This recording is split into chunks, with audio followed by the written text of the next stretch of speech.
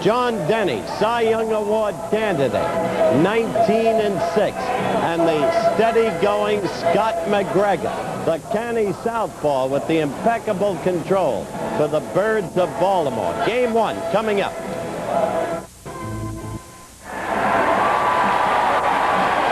On a cool and cloudy night in Baltimore, temperature near 60 degrees, dry conditions right now, and a not uncommon sight, the World Series back in Baltimore for the 6th time since 1966. Hello again, everyone. I'm Al Michaels.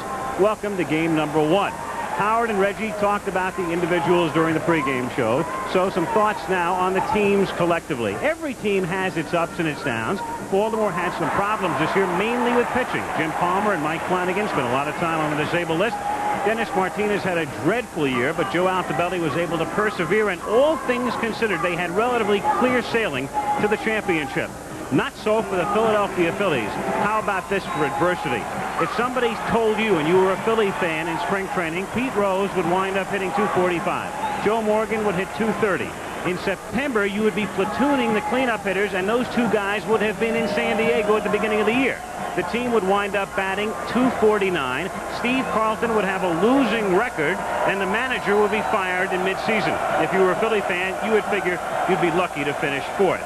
But here they are, having won their division by 6, red hot in September, beat the Dodgers in 4, ready for game 1. On opening night, everybody gets a prediction. A free pick? I think Philadelphia. Not scientific by any stretch of the imagination. I just think it's their year. I'll take Philadelphia in 6. Certainly, when you talk about Howard Cosell, you are talking about a dissenting view, I assume. Absolutely. You know, on the first night of Monday Night Baseball, I said I thought the Birds of Baltimore were the best team in all of baseball, and I still believe that, and I think they're going to win this World Series. But I don't think it's going to be easy. And one of the reasons I don't think it will be easy has already been touched upon by Reggie Jackson. And that's the designated hitter rule and the apparent absence of Kenny Singleton from the day-in, day-out lineup of the Birds. And with me, the man who knows Baltimore's team as well as any man alive, but without prejudice, how will the absence of Singleton affect this team? Howard, it definitely has to hurt. Kenny Singleton was a player who got on base 4 times out of every time he went to the plate this year. And during the 1979 World Series, when I managed the Orioles, we certainly missed the bat of Lee May. However, I think if Cal Ripken Jr. and Eddie Murray can continue to produce offensively like they did throughout the course of the season, he won't be missed quite as much. All right. How about the designated hitter rule? Doesn't this very situation bespeak the fact that once and for all the two leagues must get together and either keep it together or throw it out? It definitely does, Howard. And I'll tell you something. I think that day is a lot closer than a lot of people think. However, Joe Altobelli has said he's going with 3 starters. That gives him Storm Davis and Jim Palmer as extra long relievers, along with Sammy Stewart and Dennis Martinez. With Kenny Singleton sitting on the bench and able to hit from either side of the plate, Joe, if he falls behind early in the game, can start pinch hitting early and make use of his bench. And we know that's going to help the Orioles. Now, you've already met this great man. He is, of course, Earl Weaver, who'll be working with Al and me throughout this series. And as we've already established, one of the greatest managers of all time. We are apparently about to begin the introductions of the players, and that will be done for you by the man who pitched a no-hitter in 48 in the old Polo Grounds, Rex Barney. It is time to meet the participants in the 1983 World Series. 1974, the ballad, "Thank God I'm a Country Boy," has become a trademark of the Orioles' 7th inning stretch. Tonight, as we honor America, we match that familiar voice with the face. Here to sing our national anthem is Mr. John Denver.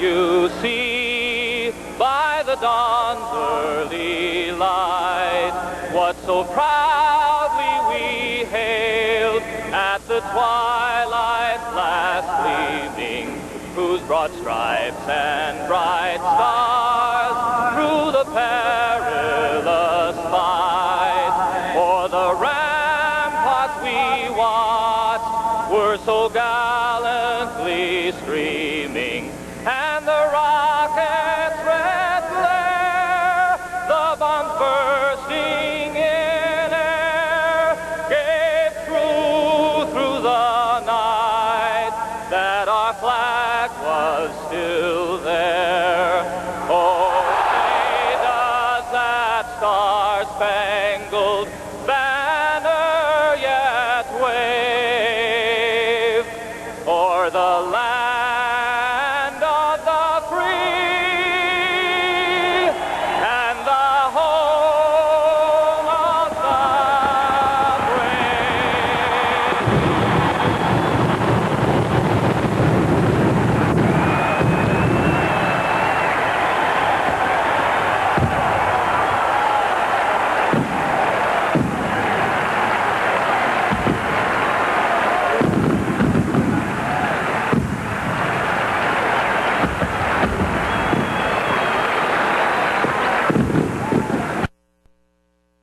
We direct your attention to the side of the Baltimore dugout. At the invitation of the Orioles, the ceremonial first pitch for the first World Series game will be thrown by Commissioner Bowie Kuhn. Accompanying Mr. Kuhn is Orioles owner, Mr. Edward Bennett Williams. The first ball, please.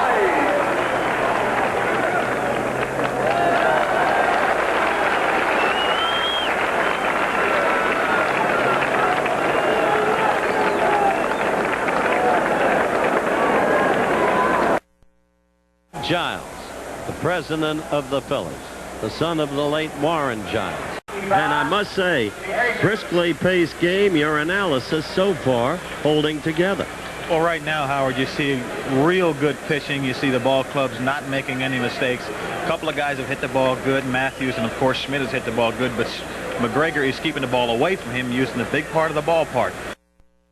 Speedy, president of the National League. Yep. Come on, John. Oh, he's still got the old spirit. Dartmouth College. And there is the departing commissioner.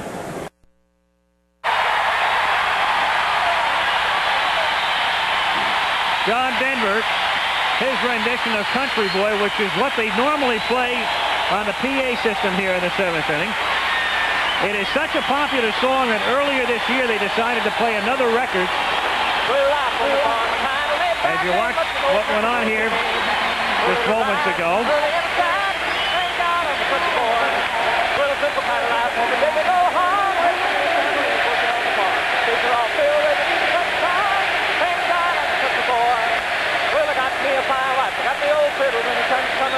Now he's starting to say they changed the tune in the 7th inning earlier this season, and they booed the other record right out of here.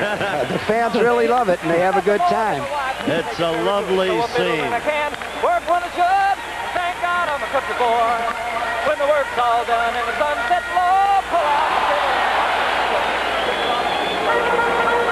the So John Denver, who sang the national anthem, singing to the crowd as we go to the bottom of the 7th inning. Philadelphia 1, Baltimore 1. Again, the scoring, Dwyer a home run in the drizzly night. It's been played in a steady drizzle here in Baltimore. All right, let's go to Howard Cosell.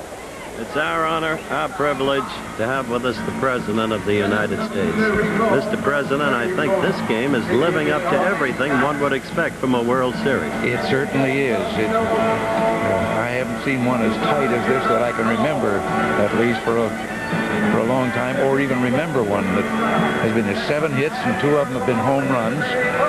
I remember you're telling the story of one you called off the teletype.